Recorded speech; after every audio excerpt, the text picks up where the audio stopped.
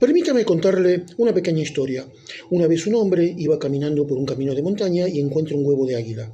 Lo agarra, lo mira, lo estudia y se da cuenta que si lo deja ahí, nunca va a nacer. Entonces lo agarra, lo lleva con él y lo coloca en el gallinero de su granja. Nace el aguilucho, se cría entre los pollitos y se va con el tiempo creyendo que es una gallina y vive con las gallinas en el gallinero. Cómodamente se pasa los días piando, escarbando la tierra, comiendo maíz, buscando gusanos, buscando lombrices. Y así pasan los días y así pasan los años, hasta que una vez, siempre mira para abajo, hasta que una vez ve pasar una sombra. Por primera vez alza la cabeza y ve la imagen de un águila dorada, un águila real, majestuosa, fantástica. Se la queda mirando. El águila planea majestuosamente entre las corrientes de aire. Le pregunta a las gallinas y le dicen, no, no le des importancia, es un ave distinta a nosotros, no tiene nada que ver con nosotros. Se queda pensando, durante un momento sospecha algo, pero baja la cabeza, sigue piando como siempre, envejece y así termina sus días. ¿No será que nosotros existe la posibilidad que seamos como gallinas, pero en realidad somos águilas, somos un águila creyendo que somos gallinas, piando, rodeándonos de amigos pesimistas, quejumbrosos, que no tienen ideas ni proyectos? ¿No estaremos atrapados en un trabajo rutinario por el miedo al riesgo, por el miedo al fracaso? ¿No habremos elegido un cónyuge que no representa ningún desafío intelectual ni corporal, sencillamente porque era más cómodo y en secreto nos avergonzamos? ¿No habremos caído en la trampa de las baratijas del éxito fácil? Nosotros no heredamos la vida, pero tiene mucho que ver la lotería familiar en donde nos tocó nacer. Ahora, le digo, no hace falta haber sido un niño feliz para poder ser ahora un adulto feliz. Herencia no es destino. Nosotros somos un proyecto para armar, no somos un producto terminado. Los seres humanos nos reinventamos permanentemente, solamente que a veces elegimos el menor esfuerzo y nos quedamos en nuestra zona de confort. Para saber, esto se divide en dos partes. Primero, uno tiene que saber qué tipo de vida quiere realmente, lo cual no es tan fácil, porque estamos demasiado influenciados por capas y capas de un barniz familiar o religioso o laboral o cultural, porque depende también en qué país hemos nacido, y nos creemos que nosotros lo elegimos cuando en realidad no lo elegimos. Así que yo ahora le voy a dejar 9 preguntas y luego le voy a dar una fórmula que me resultó toda la vida para revertir un poco esto. La primera pregunta: si usted tuviera todo el tiempo del mundo y todo el dinero del mundo, ¿en qué usaría su tiempo? Contéstese esa pregunta y vas a ver cuál es su verdadero deseo, ¿sí? Si usted supiera que va a conseguir algo, pero primero va a fracasar 10 veces para poder hacerlo, ¿qué cosa haría? Contéstese esa pregunta y va a conocer el propósito que usted realmente quisiera en la vida. ¿De qué se arrepentiría en su lecho de muerte? Si usted tendría 95 años y estaría en su lecho de muerte y tuviera en la mano una lista de pendientes, ¿cuáles serían esas pendientes? ¿Las puede hacer ahora? ¿Tiene la capacidad, la potencialidad para poder hacerlo en este momento? Cuarta pregunta. Si usted podría rejuvenecer 10 años, quitándole esos 10 años a una persona que conoce, ¿a quién se los quitaría? Contéstese esa pregunta y va a saber de quién tiene que apartarse. 5. Usted está en una balsa en medio del mar, está en una balsa salvavidas. Hay un montón de personas y solamente puede salvar a 6 personas que conoce. ¿A qué personas salvaría? Piénselo detenidamente. A las personas que elija, ¿por qué las va a elegir? ¿Por amor? ¿Por ser lo políticamente correcto? ¿Porque es eso lo que se espera de usted? Contéstese esa pregunta y va a poder saber qué entorno elegir. 7.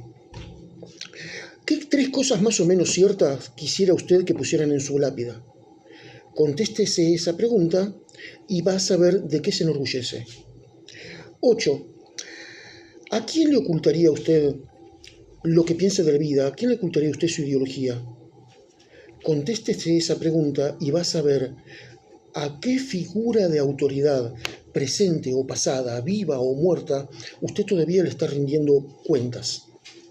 Esa figura de autoridad es como un señor que nos está indicando qué hacer y qué no. Y la novena, la más importante de todas. Si usted mañana pudiera despertar con un rasgo de carácter nuevo que hoy no tiene, ¿qué rasgo de carácter sería? Contéstese esa pregunta y va a poder saber qué personalidad quiere. Y tengo muy buenas noticias. Nosotros elegimos permanentemente nuestra personalidad. La elegimos a base del miedo, de los hábitos, lo elegimos a base de un montón de cosas, pero lo elegimos todos los días. Nosotros podemos elegir ser más tímidos o más extrovertidos, más valientes o más cobardes, más emprendedores o más quedados. Lo elegimos permanentemente. No hay una etiqueta de fábrica. No somos el producto de una deliberación antigua. No. Nosotros somos el producto de todas las decisiones que hemos hecho hasta este minuto. Bien, ahora viene la parte que más me gusta transmitir en este video, la parte de hábitos. Un hábito es una costumbre aprendida. Y hay una frase que me ha acompañado durante toda mi vida y es esta. Mire, primero le voy a decir, Descartes decía, pienso luego existo. Pienso luego existo, en latín cogito ergo sum, se llama así, y le da al pensamiento como la prioridad. En Juan 1:1, en la Biblia, en el libro de Juan, capítulo 1, versículo 1, dice, primero es el verbo. Primero es el verbo. Eso está escrito en griego, verbos es logos, y logos significa un montón de cosas. Significa una cosa ideológica y bueno. Pero lo que más me llamó la atención es una parte en el libro de Fausto, escrito por Goethe, un poquito antes de que Fausto haga el pacto con el diablo, que se le aparece a Mefistófeles en su estudio. Fausto era un erudito, un alquimista, y Fausto estaba traduciendo la Biblia y puso primero es la acción. La tradujo del griego al alemán, creo. Primero es la acción. La historia de Fausto es interesantísima, ya se la voy a contar, y tiene una moraleja impresionante. Bueno, eso es lo que yo creo. Primero es la acción. La frase que le iba a decir es, toda acción refuerza en la mente la idea que motivó esa acción. Es con acciones que cambiamos, no con buenas ideas, ni buenos proyectos, ni buenas palabras. Acción. Esa es la clave, esa es la llave del crecimiento. Y es cambiar los hábitos. Pero los hábitos se cambian en serie. Es inútil cambiar un solo hábito. Los hábitos son como una carpa que si usted le quita una estaca o una de las sogas, la carpa puede inclinarse un poco, pero va a seguir estando en pie igual. Para poder tumbar una serie de hábitos que nos produce una cualidad negativa, hay que sacarlos todos. Y hay que trabajarlos todos, porque si no, se autorrefuerzan y se crean como profecías autocumplidoras. ¿Y cómo hacemos esto? Bien, estudiemos, por ejemplo, la timidez. Vamos a cambiar de hábitos. Hablar en público, que generalmente lo evitamos, hay que hacerlo. Mirar a los ojos, evitar rincones oscuros, evitar rincones, sino colocarnos en el centro. Repetir la pregunta cuando sea necesario, a veces por timidez no se hace. Acercarse a los grupos, que generalmente se evitan porque no piensan como nosotros o porque tenemos miedo de quedar mal. Pero nosotros vamos a aprender mucho más de la gente que no piensa como nosotros. De la gente que piensa como nosotros, solamente vamos a reforzar nuestras supersticiones. Contradecir sin tener miedo a lo que puede llegar a pensar el otro, a que se ofenda, tomar decisiones solos, no necesitar el apoyo de ningún tipo de figura de autoridad ni nadie para tomar decisiones, y ademanes abiertos ayudan mucho a poder salir de la timidez. No parece gran cosa, sin embargo, nuestra timidez está apuntalada por estos hábitos que acabo de nombrar, y hay que cambiarlos todos. Y hay que dedicarle tiempo y esfuerzo para cambiarlo todo. Esto se hace mentalmente y con un serio conocimiento y concientización del presente. Oscar Wilde estaba preso en la cárcel de Reading y escribió un libro que se llama De Profundis, que significa desde lo más profundo. Y puso que la solución más noble del espíritu y en donde todo coincide en una vida es cuando todo se comprende. Es decir, cuando uno hace las cosas pero que comprende por qué. Y ahí dijo una de las frases más importantes, todo lo que se comprende está bien. Esa frase me ayudó mucho a mí también para regir la vida. Bien, pasemos a otra, la depresión. La depresión se apuntala con este tipo de hábitos que les voy a nombrar. Por empezar, hay que dejar de acumular proyectos. Generalmente cuando nosotros le decimos que sí a nuestra familia, a nuestro cónyuge, a nuestros amigos, a nuestro jefe, que vamos a hacer tal o cual cosa, cada uno de los proyectos por separado parece encantador, pero cuando los ponemos todos juntos es agobiante, tan agobiante que nos puede hacer entrar en depresión por creer que no podemos conseguirlo. Bueno, seguimos, quedarse en cama, suspender rutinas, descuidar la higiene, acumular cosas rotas, no ser perfeccionista.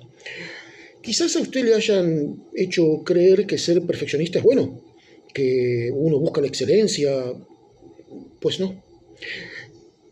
Este mundo es un infierno para el perfeccionista porque este mundo no es perfecto. Está sometido a un montón de variables que no podemos controlar. Y como no las podemos controlar, nos duele, nos hace sufrir. Tenemos que aprender que podemos hacer unas cuantas cosas bien y después todo lo demás nos va a salir más o menos. Si usted acepta esta simple verdad, es un paso muy, pero muy grande para sacarse el estrés, para sacarse la ira y para este tema que estamos tocando ahora, la depresión. Cuesta mucho aceptarlo. Y lo último es aceptar límites. Nosotros, más, bueno, tanto en el hombre como en la mujer, pero por ejemplo en la mujer, si quiere tener permanentemente el pelo de peluquería, la casa flamante, los hijos bien educados, la comida a punto, son demasiadas cosas y todo, parece fácil cuando lo nombro de uno, pero todo junto resulta aplastante. Es de esos límites que tenemos que aprender a cuestionar y a limitar. Mire, voy a parar acá con esto de los hábitos y quizás le dedique un video completo a los hábitos, pero más o menos funciona todo así. Elija una cualidad, fumar, la obesidad, algo que no le guste, la ira, el miedo, y fíjese en qué hábitos se apuntala todo eso y trate de cambiarlos en serie. No va a poder cambiarlos de a uno. Una cadena no te encadena, pero 20 cadenas sí. Y eso es lo que está pasando con cada uno de los hábitos. Hemos edificado nuestra personalidad, por ejemplo, alrededor del cigarrillo. Y necesitamos ese cigarrillo para hacer un llamado telefónico. Porque, por ejemplo, si no, no nos sentimos seguros. He conocido un montón de personas así, yo nunca fumé. Pero tenemos que entender que nuestra personalidad está apuntalada en esto, de esa forma. Y bueno, este es un canal de divulgación científica, le tengo que decir, las gallinas no comen maíz y las águilas no comen maíz y no podría sobrevivir ninguna águila comiendo solamente lombrices, lo usé solamente como ejemplo. Y otra cosa que le quiero avisar es que nadie cambia en el vacío. Cuando usted cambie, va a haber un montón de gente que va a decir, ya no me querés más, ya no es más sos útil para esta familia, o bueno, eso va a pasar. Va a haber un montón de gente que va a atentar contra sus cambios. Va a haber un montón de gente que va a ver su mejora de vida como una amenaza. Y va a hacer todo lo posible para desanimarlo. Va a pasar indefectiblemente. No va a poder evitar todo eso. ¿Y cuál es el principal inconveniente del miedo al cambio? Siempre es el miedo al fracaso. Siempre es el miedo al fracaso. Nosotros, por ese enorme limitante, hacemos cosas en las cuales solamente estamos seguros que vamos a triunfar, que vamos a conseguirlo, y eso hace que dejemos afuera un montón de otras cosas. Mire, le aseguro que uno hace un plan hasta un punto de no saber cómo seguir. Le aseguro que cuando llegue a ese punto, cuando usted esté en el futuro y llegue a ese punto, va a saber cómo seguir. Ahí se va a dar cuenta, hay cosas que no podemos planificar porque nos faltan información todavía para planificar de ese punto en adelante. Bien, en el águila no fue la falta de alas el problema, sino un concepto ideológico equivocado. Quizás en nosotros pase lo mismo. Quizás nosotros seamos cisnes creyendo que somos patitos feos. Quizás vivamos como cerdos, pero en realidad somos leones. No lo sabemos. Quizás nos toque llegar al infierno siempre habiendo creído que éramos demonios y en realidad éramos ángeles. Y no nos dimos la oportunidad. Y la oportunidad solamente se la puede dar ahora, en este momento. Su vida empieza a partir de ahora. Nunca va a ser tan joven como hoy. Nunca va a tener tantas fuerzas como hoy. Es hoy. Es hoy. Es la oportunidad que tiene. Bueno, hay muchísimos libros de autoestima que le van a decir que querer es poder, que puede hacer lo que quiera. Bueno, yo no le voy a decir eso, no es verdad. Nosotros tenemos un arquetipo de perfección y la perfección consiste en acercarnos a nuestro propio arquetipo de perfección y no a la comparación de distintos arquetipos de personas entre sí. esa comparación es otra forma de manipulación que usa la vida para manipularnos y terminamos bajando los brazos. Así que bueno, no queda nada por decir, ¿no? No. No sabemos si somos gallinas o águilas. No lo sabemos. Pero ya que no lo sabemos, tratemos de actuar como águilas y si no llegamos a todos nuestros objetivos, por lo menos tratemos de no merecerlo.